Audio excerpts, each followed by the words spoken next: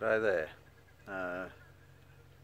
I'm Joe. I'm doing another video on the Equinox 800, and today it's going to be about how it works in a gold field in using the gold mode. Now, I'm in a paddock here at the moment that used to be once a part of an old gold diggings.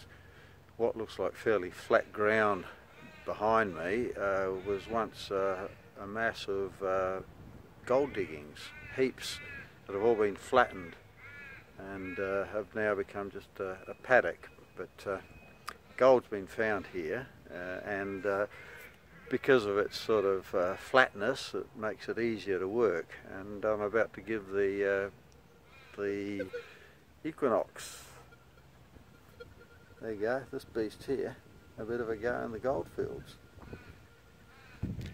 Now, just to show you the ground here, you can see the gravel that was part of the mullock heaps that have been flattened, and here's an example of it, and it looks like someone's recently been here doing some detecting.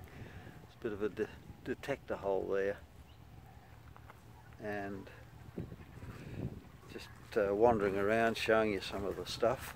Oh, there's another one. Yeah, definitely been someone detecting here. They dug a bit of a hole. They haven't filled it in really well. There's something left for me to do. It's a bit rainy here today, so the ground's a bit muddy. Now, what I'll do is I'll get to the Equinox. I've turned it on, and I've actually done an EMI balance on it and a ground balance, and this is how it's working. Now, I've got it in gold mode 1. Gold mode 1 at factory settings on gold mode 1. Now, I noticed that I ran it a little while ago just to see how it works. The ground here is quite mineralised, and it's quite chattery. Now, these are not all signals that it's getting in that chatter. I have been over this ground with a GPZ 7000, and I know in this particular area that I'm in that there is just not a signal. Now, at the moment,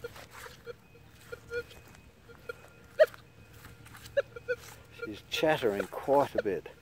Now, I can't believe there's a signal there, because like I said, I've been over this and it's just dead quiet with the GPZ 7000, and that detects pretty small stuff. So I've got to put this down to just reaction to mineralisation, and what I may have to do is see, you get a signal, then you go back over it and there's nothing there, so it's just mineralisation.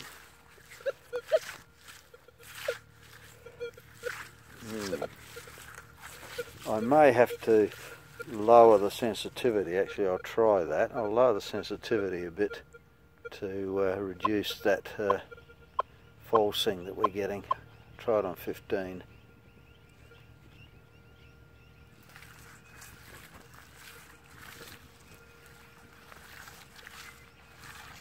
Now that's quietened things down considerably. I'll go back over to where I was getting a fairly strong signal.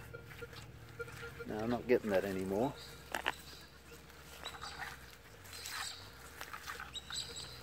Okay. Oh, that performs much better. Very quiet. In fact, you could probably not even hear the threshold. It's that quiet. It's in multi-frequency. Well, it's running over the ground a bit better, but whether it can hear something or not, I don't know. Now I'll just bury something so that I can see if it responds. Bear with me, I've got to turn it off and start again. I'm back again. I've buried a coin, a very small coin, a 5-cent piece, in some of these mineralised, and some of this ground here. And as you can see, things are running quite smoothly here at the moment. No noise. Quite good on sensitivity of 15. Not getting that chatter that I was on 20. Oh, and there's where I've buried the little coin. It's down 6 inches in this mineralised ground. It's an existing hole that's already there, someone's detector hole. And I've stuck it in the clay in there, as I said, down 6 inches, and this hears very well. And I'm getting the 5-cent reading on it, which is the 10. It's the same reading I get on 5 cents at the beach and in the park. So it gives the same reading in the gold mode. Oh well. Now, hopefully what I'll do is I'll get out my 7000 and see if I can actually find a bit of gold and do the same test with the Equinox and a bit of gold. Okay, so we'll see what happens. I'm searching with my 7000 here at the moment. I don't know if you can hear this, but this is through my earphones. I've got a bit of a signal here. I've just scraped the ground a bit.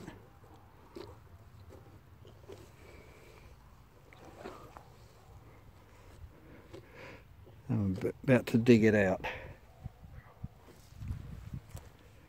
Gone down probably 2 inches into this soil at the moment. I have to turn the camera off while I try to dig it out.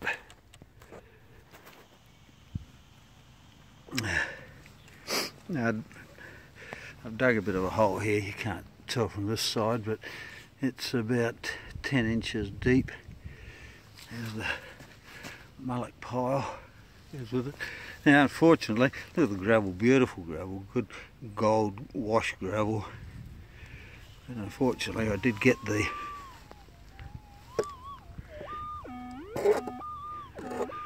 I've dug it out, but there it is there. Might look like gold, but it's a bit of lead. It's a bit of a squashed up lead shot. So there you go, even they can get buried over the years quite deeply. It came right out of the bottom of that hole.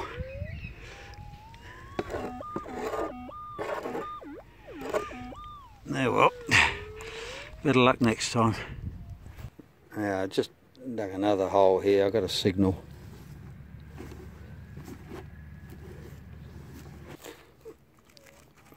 Tree roots in here make it a bit awkward.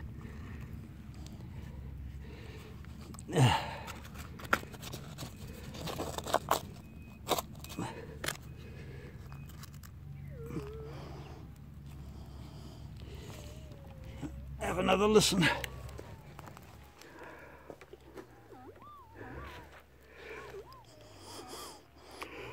I've got it out.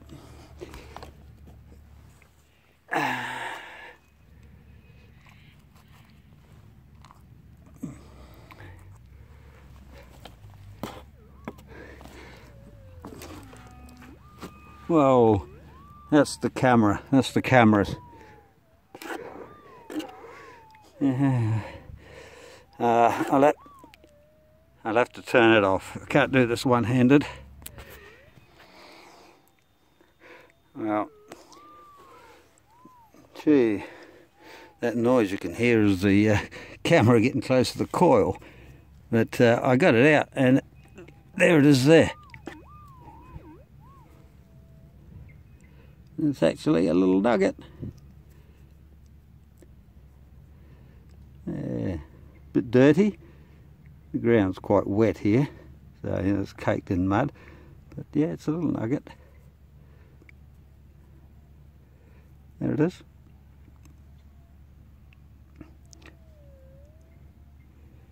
Okay, thank you.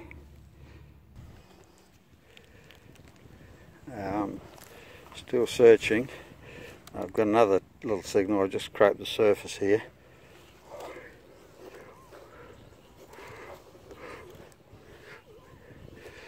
Erratic little signal. Lead shot often sounds like this.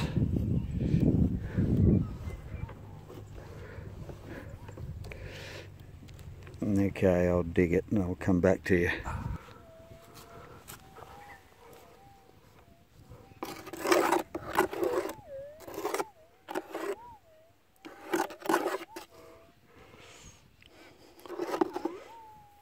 Now that signal comes from this bit of rock.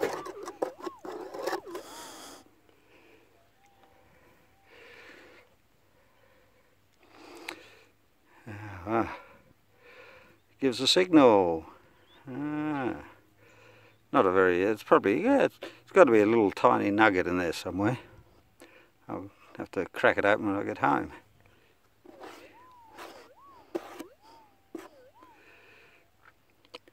Hopefully it's a nugget. Could be a bit of, it's too hard, it's not clay, it's a rock. I don't think a nail could get in a rock or a bit of lead. Yeah, well, maybe that's number 2.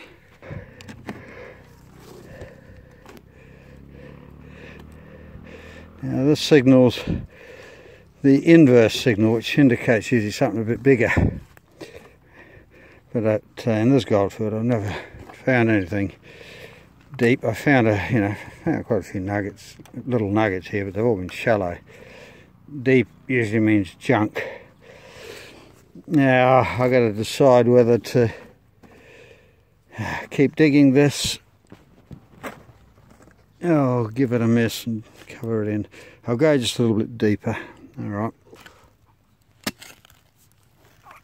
I can't do it with the camera. I've got to put it down. Now, this is weird. I completely lost the signal with the detector. And I've got my pinpointer out. And you can see how deep it is. There's the pinpointer, which is about 10 inches, 11 inches, and then you got another 6 or so on top of that to get to the top. And there is absolutely nothing here, and I detected over the mullock, and I'm not getting a signal there either with the detector. Completely lost it. The signal. There's no signal coming out of the hole. There's no signal on the mullock. Oh boy, I'm puffed out. Not wanting to give up. I was determined. I knew it wasn't any gold in here, but I haven't dug gold this deep before. But I continued. I had to find what the source of the signal was, and finally, I've got something down. I can even see it. Oh, look at that. There. God, there's the source of it. Big piece of steel or steel bit of rod or nail or something. Geez, that was deep. Yeah, well, I lost the signal though. However, what made me persevere was that I changed the GPZ into normal mode, and then I got the signal again. And so I continued, but I knew it wasn't going to be any good. There it is. And the hole there and to here, nearly twice the depth of the pinpointer. Nearly twice the depth of the pinpointer. Yeah, 1, and out of the hole 2. 1.5 pinpointers, whatever that is. Gee, that's my workout for the day.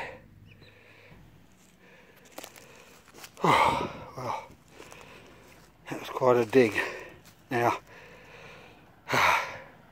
here's probably the most important bit of digging holes when you get signals and retrieving gold, and that's how you leave the thing. Now, this is something that kills us detectors and our hobby. Here's the hole I've just dug. Can you work out where it is? I've filled it in pretty well. Now, if someone comes along here, you know, with one rain, there's a little bit of the dirt from the gravel from below that you can still see. A bit of rain and you won't notice it's there. Now, too many people just leave, they're too lazy to fill these holes, and if I can fill that one in after getting totally puffed out, anyone can fill their holes, and it's killing our sport. Places are getting banned all the time because people are leaving their bloody holes open. Yeah, anyway, that's my little tirade for the day. I broke up the little rock that I found earlier on, and this was what was in it. Come on, focus. Tiny little flat piece, a thin, very thin piece of gold. And that brings my total for the day to 2 little bits. There's the other little piece that I got, slightly bigger. So I've got these 2 bits of gold here. Now these I found with the 7000. And so what I'm going to do, I haven't spent much time with the Equinox, but I'm going to just do a little test. I'm going to put these 2 things in at the same depth that I found them with the 7000. Now this little one, it was about 2 inches down. This one in the rock here, about 2 inches down. This one here was probably 4 or 5 inches down. I got this, maybe 4 inches down. Yeah. So I'm going to bury them the same depth, and then we're going to go in the gold field in the same sort of gravelly stuff that I found them in, which is this sort of gear. You can see the gravel, and it's sort of an orangey gravel. I'm going to bury them in this and go over it with the Equinox. Back on the gold field here again, and I've turned the machine on. I've buried those 2 little nuggets I was showing you. One of them's here. That's a sort of 0.4, 0.5 grammer, and I've buried that 3 inches down. And the 0.1 tiny little thing, there must be 0.1, maybe 0.2, but I don't think so, is here about 1/2, 2 inches down, which is about the depth that I found it with the 7000. Now, I'm putting this thing in gold. Where are we? There we go, gold 1. Okay. Now, the sensitivity, it's chirpy on sensitivity 20, so I'm knocking that down to 15 because it's quite smooth now. Don't get too much mineralisation. And very quiet, works lovely. And there it is, that's the